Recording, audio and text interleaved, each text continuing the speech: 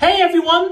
Like I mentioned in my previous video, this summer I do want to show you some places which are just a little bit further away from New York City. And so that is what I'm going to be doing in this video. I want to show you a place where 3 states meet: New York, New Jersey, and Pennsylvania. So there's nothing tremendously special about this video, but I bet many people don't know about this place. And so since I was in the area, I figured it's going to be interesting to show it on this channel. Now, originally, I was planning to show you a different place. But those of you who have been around on Earth for a while, you know how life gets. You're planning for something and everything is quiet and perfect, no issues, no problems.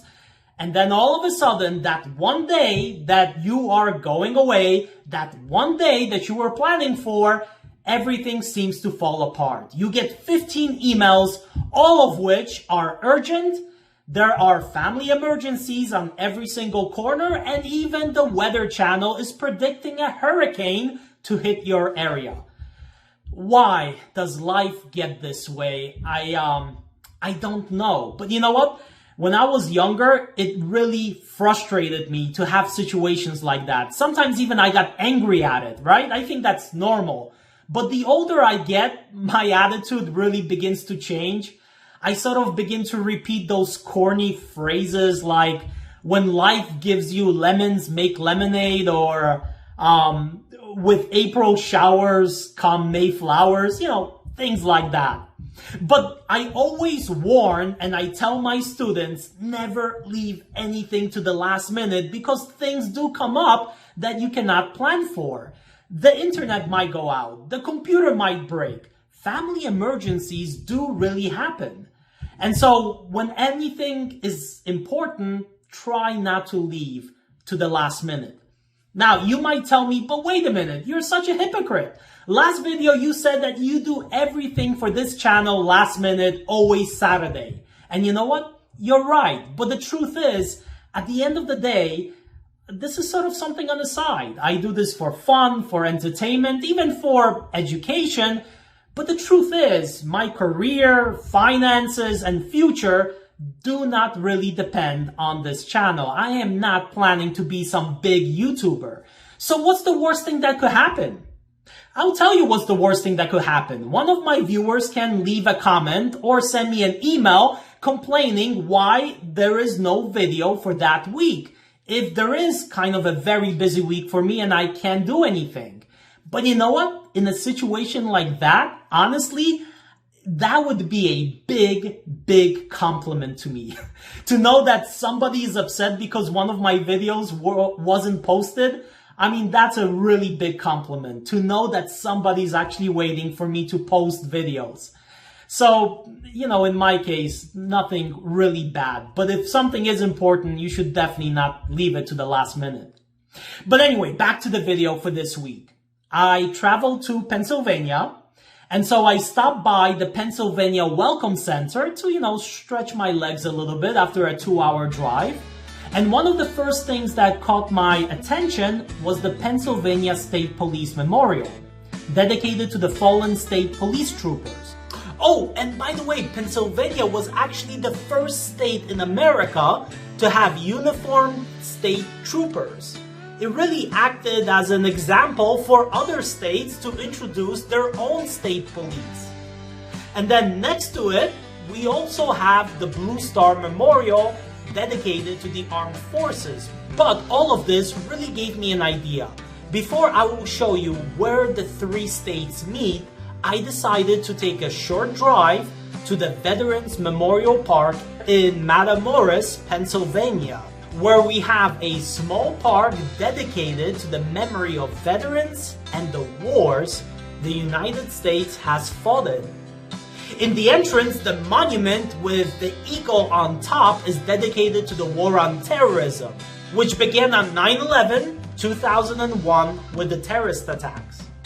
But unfortunately, as you see, the area was closed as they were putting in paths around the different monuments. Therefore, it will be so nice to walk around here and reflect even once it is all done and open to the public. But there is a lot of information put on these monuments. Hence, it's very educational. I mean, take a look at this World War I monument. Not only is it very informative, but it also has really beautiful visuals. If I lived and worked somewhere closer, I could teach a whole course around these monuments and American military history, starting from the beginning and the American Revolution, a monument here dedicated to that, then going through the expansions and frontier wars to the Civil War, and then the 20th century conflicts, covering topics like the changing role of women in the military, use of poisonous gas, tanks, airplanes, many of which were introduced into battle during the First World War. In the next few months, I will be back in this area, and so if it will be finally open to the public, and I will be able to walk around the monuments and show them to you from up close, maybe I can make a video of like America's military history. I think that could be a really interesting topic for a video. And again, I am certainly not an expert in all of this military history, but for like an introduction video, that will be very exciting for me to tackle and create. In fact, it is going to be one of my new courses I will be soon offering and launching in my department. But next, let me show you the location where the three states come together. And in order to do that, we need to take just a short ride across the Delaware River into Port Jervis, New York. Here, we will have Laurel Grove Cemetery, which was established in the 1850s. So, it's really a very nice, quiet place overlooking the Delaware River. The interesting thing about cemeteries in general from this time period is that they just didn't serve the purpose of being the final resting places for people, but they were also used for leisure for those who were still alive. On Sundays, many people would do picnics in cemeteries, and the places really took the role of like parks. That is until, like for instance in New York City, Central Park in Manhattan or Prospect Park in Brooklyn were opened, which now serve that purpose of giving people like a place to get away from the city and relax and socialize. But before all of that, cemeteries like this played that role as well. And that is why many of them have these beautiful layouts and designs and gorgeous mausoleums done by those who had the money to afford it. Many cemeteries in New York City are designed in that way. And this cemetery right here, even though I don't know its history, kind of gives off the same vibe for me. Not just playing a role of, well, the cemetery, but also like a place to get away from the chaotic, busy, everyday life. But if you walk all the way to the back of the cemetery, below the I-84 interstate highway, we have our boundary marker. This is where symbolically New Jersey and New York meet. And you see the date of 1882 on both sides, as this is the year when the survey was done to mark the border between New York and New Jersey. I know that right before the American Revolution, so 1770s, there were attempts to place exact borders between the two states. And then the American Revolution began, and really sort of afterwards, I think all these borders for the most part stayed in place until 1882, when there was again major work being done to survey the boundaries and all the lines. So this marker is pretty visible to whomever is here. However, at this point, do not turn back and think that you have seen it all, because you then need to walk just a little bit further down to a marker which is almost not visible unless you really know that it's there. Here is the Tri-State Monument, which symbolically crosses New York, New Jersey, and Pennsylvania lines. And I am constantly saying symbolically because technically speaking, The exact border is just few feet away in the water.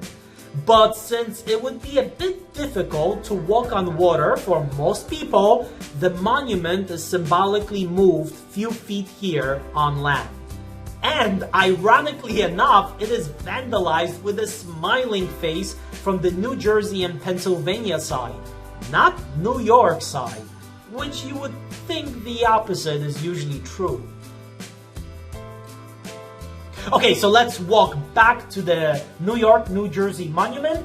But I have to say, aside from the monuments, it is a beautiful place to look at the Delaware River and enjoy the views if any of you will ever be in the area. But then again, like it says here, trust no one.